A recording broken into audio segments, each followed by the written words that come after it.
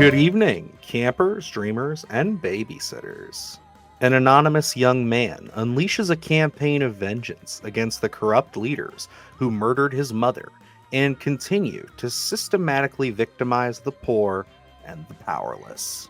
Yes, folks, this is our raw reaction review for Monkey Man.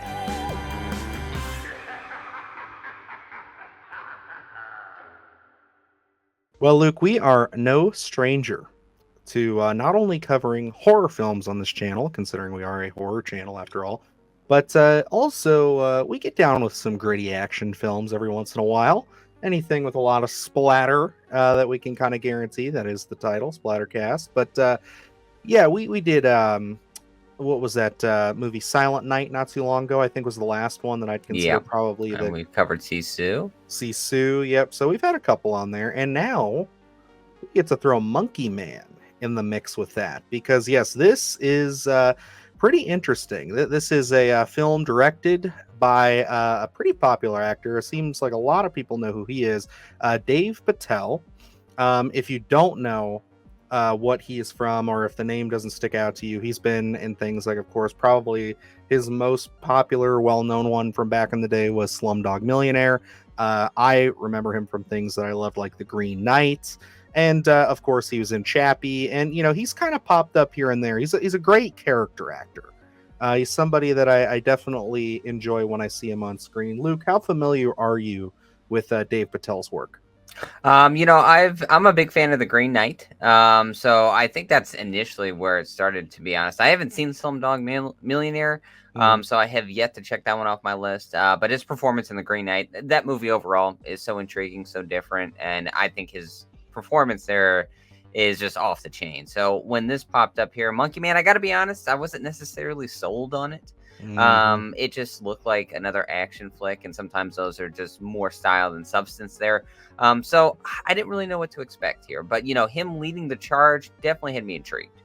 Yeah, no, and I like him a lot as an actor. I was very curious to see him stepping behind the camera here, just because of the names he's worked with and stuff. I mean, Slumdog Millionaire kind of being after he did a little stint on the show Skins, the UK version, he kind of got his big break with that, and that's of course Danny Boyle. So it's one of those kind of big name directors that has a real eye for the craft. And yeah, I mean, like, he's studied under a lot of great directors throughout his career, so I'm always very, very eager to see what they can bring when they step behind the camera. And yeah, I gotta say, Monkey Man, I was pretty sold by the trailer. I know that I had to kind of sway you into this, but I think I can say with some certainty, because we've talked, obviously, that this was a pretty positive experience. I gotta say, Monkey Man was more than I bargained for.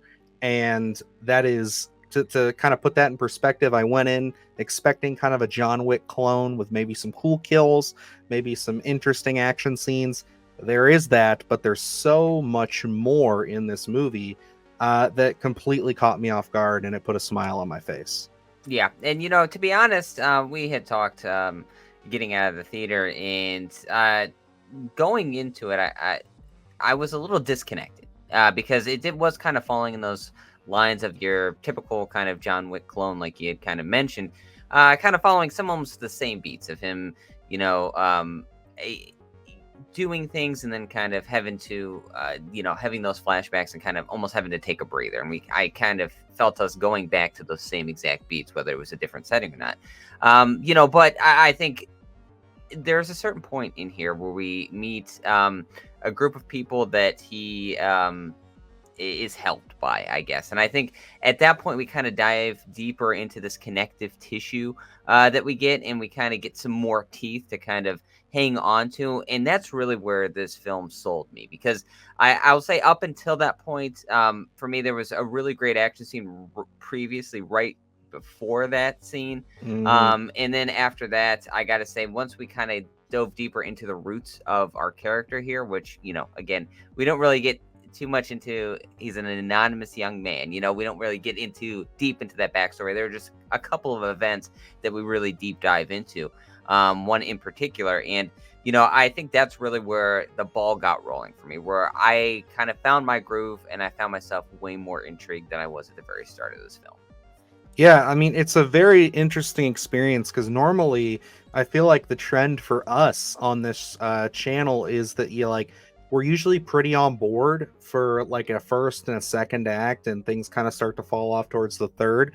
I was pretty invested in this. I do have to say that I agree with you. It does kick up at a certain point, but I wouldn't say that I was disconnected. But I definitely see what you're saying because yeah, this does take a turn and it really goes into some territory that I don't want to spoil for anybody. I think that not only just because I feel like there are a lot of people with a lot of opinions about some of the territory it'll step into, but also because it was a complete surprise. It was something that they haven't shown in the marketing, and I really kind of want to let that be discovered just like we discovered it. And I that is so rare that you just like you have a first act that's pretty okay, and then you really just stumble in and suddenly you're hooked, and it gets you. um it's not to say that this film is flawless by any means. I think that if I had to throw any real criticism at it, I think that there are a few moments in this, we spoke about it very briefly, that you could cut out for pace. I know we're sounding like a broken record. I think the last 3 reviews we did, pacing has been an issue. Not so much of an issue here as it was with some of the others, but this was definitely something where it's like we could trim a little bit here and there. And I do have to say, as for every real impressive action fight sequence that there is, and there are some, and we'll get to those, but I found some of the camera work in some of those hand-to-hand combat sequences to be very inconsistent. There are some scenes where it feels very like on point, it feels very spry, very, very connected. I love it. There are some that it feels very foggy, very like disjointed in a weird way. So I don't know if the action was completely captured perfectly all the way around. Yeah, and I can see what you're saying. It didn't really take me out of it. I was impressed with some of the camera work going through here. You see in the trailer there where he's wearing a monkey mask, and we're clearly in a ring made with actual ropes. So we're it's almost this kind of professional wrestling almost feel to it. And I think, being a big professional wrestling fan and always being intrigued to see how they're going to tackle those elements in terms of filming a match, so to speak, where this one isn't necessarily pro wrestling, it's actual real fighting, but they're gimmicky. So, there's parallels to be drawn there. I'm always intrigued to see how they're going to be able to kind of film that intimacy to feel like we're in that fight. And I got to say, at least with those elements, for me, it really did work. There are some crowd shots of our character in front of a crowd after a fight, and I think those ones really kind of captured the elements of a kind of a dirty arena and this grittiness. And that's one of the things I do like about this film. Yes, there's a big element that we had just talked about a group of people that this is kind of, I guess, probably uncharted territory for a film like this, where they tackle it. But I love the grittiness of kind of this underworld that we do see. I reviewed a film called Jackdaw months ago, and I commended that one on kind of deep diving into this seedy underbelly of the world. And I think we do get that here in Monkey Man. I think I would have liked to have, dived into that world a little bit deeper, just on our character being solo a little bit. There's a really intriguing scene involving a wallet that I did enjoy, and I would have loved to seen some elements kind of expand upon there. Just kind of these two parallels of this dirty world would have been interesting for me to see. But I think overall they really did capture that pretty well, and some of the camera work really did help facilitate that. Yeah, and I by no means think that all of the camera work has issues in this. There Yeah. are some very impressive scenes, not even just action scenes. I got to say that wallet sequence, not only is it a song I absolutely adore, even though it is the radio censored version, which did kind of bug me, but I cannot, you know, fault the film for that. That's just because I know the song so well. But it is one of those things where it's like, I really love the way that this is edited in some sequences. I really think that there's a lot of, again, precision in some of these cuts, and that is a great sequence. To name that, the other sequence you mentioned very early on, just before we kind of dive into this middle act where that surprise takes place, I gotta say the sequence leading up to that, involving kind of like a brothel and then just these rooftops, was very, very well done. Like there's a very impressive amount of scope in this film, and I say that because for this being a directorial debut, for it being something that isn't the highest budget in the world. Now, it's by no means some of the smaller ones we've been covering, but it's not, it's a mid-range budget movie, and it's one of those things where they really, really made the most of it. You can tell because it's like it just feels so broad in so many shots. Like there are shots in here that I'm just profoundly impressed by, and I gotta say, like, for a film that could easily get lost with a bunch of crappy looking CGI, I can't really think or name anything in here that didn't sell me, and that's very, very impressive for a first time director. Yeah, in nothing like that was jarring for me at all in terms of CGI. Because sometimes when you get into these kind of actiony flicks, you're bombarded with this CGI that it's like, oh, another one, and I didn't get any of that here. It is really intimate. It feels like those action scenes are filmed close up, so it does feel like you're in the fight. Looking at this film, prior to actually going into it, I saw that it was sold initially as like John Wick in Mumbai, and for me, that's a great, I guess, marketing tool, but it's more than that. I think they kind of Mhm. gave this way more teeth. Yeah, I think the fighting style can be comparable, but it really does take on a world of its own, I feel. So yeah, you can go in here wanting to expect John Wick, but you're gonna get a lot of different elements. There's some of the scenes in here, some of the fight scenes in terms of just the coloring, the tension that they're able to build. You lose yourself in those scenes, especially a few different scenes in the climax of the film. I think is again a bunch of different flavors going on here, and I love that it kind of a taster's choice. If you didn't like one scene or the camera work in one scene, the next scene might grab you because there is a lot going on here. I don't think an audience will be disappointed. Like I said, I looked up a couple things prior to going into this. This was supposed to be on Netflix initially, and then Wow. and then Jordan Peele had seen it and then pulled it and said has to be seen in theaters. So, I commend him on that because I think this does have to be seen in the theater. This would be such a weird element to sit down in front of your TV screen in your living room and experience that, because I think seeing this in the theater really just amplifies. Yeah, I couldn't imagine not seeing this on a big screen, honestly. I can watch it, and I certainly will, because I will pick this thing up.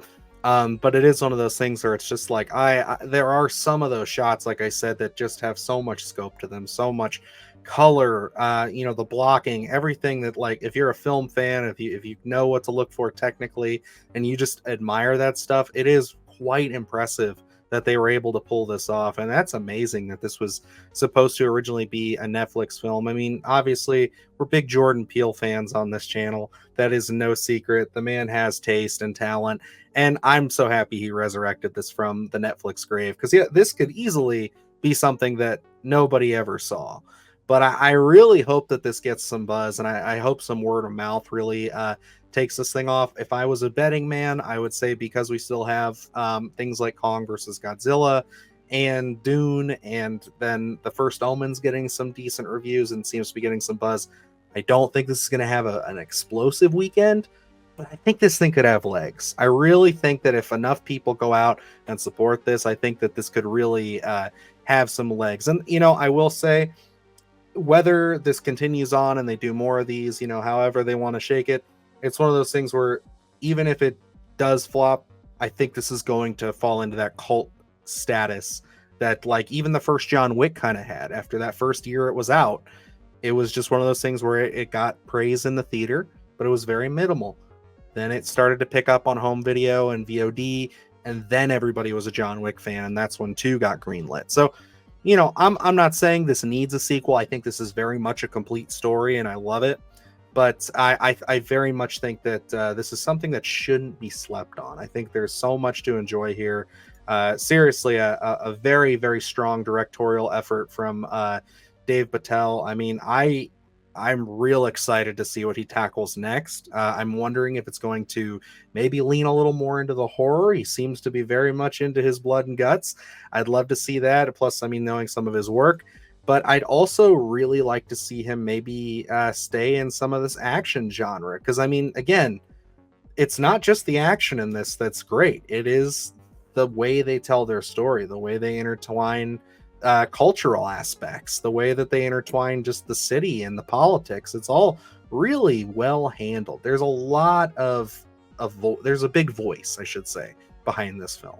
Yeah, there's a lot to enjoy. A really strong directorial debut here, from the camera work alone. The lighting. I mean, this thing has flavor written all over it. It's something that is a unique experience. I certainly think if this doesn't do great numbers at the box office, this is absolutely going to be a cult hit. This is something, you see articles written, years later about, one of the best movies no one ever saw, but this one, do I see this turning into a franchise? No. But I'm excited to see what he's going to do next and, what the future holds, because this was such a strong outing.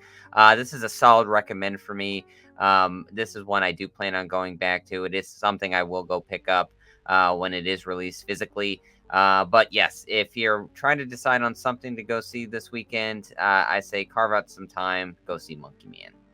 Yeah, and I'm gonna go right there with you. This is a very high, very strong recommend. There were just a couple of elements, like I said, that hold it back from being that must-see perfect score for me.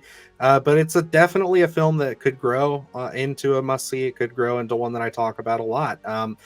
I really found myself falling in love with this movie as it continued. And again, a little long in the tooth in a few spots. Definitely some action scenes are better than others as far as just presentation. But overall, I'm very impressed with this. I think that there's, again, a very nice voice behind this. And yeah, I'm definitely a big supporter of Monkey Man. So I think that's going to wrap it up here for us, guys. It's everything we got to say on this. Definitely go check it out.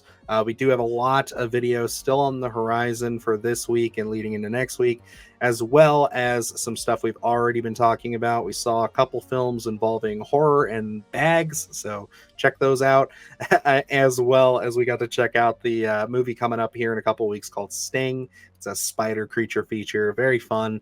But yeah, other than that, guys, a lot of stuff on the channel. So until next time, I am Dylan Newell.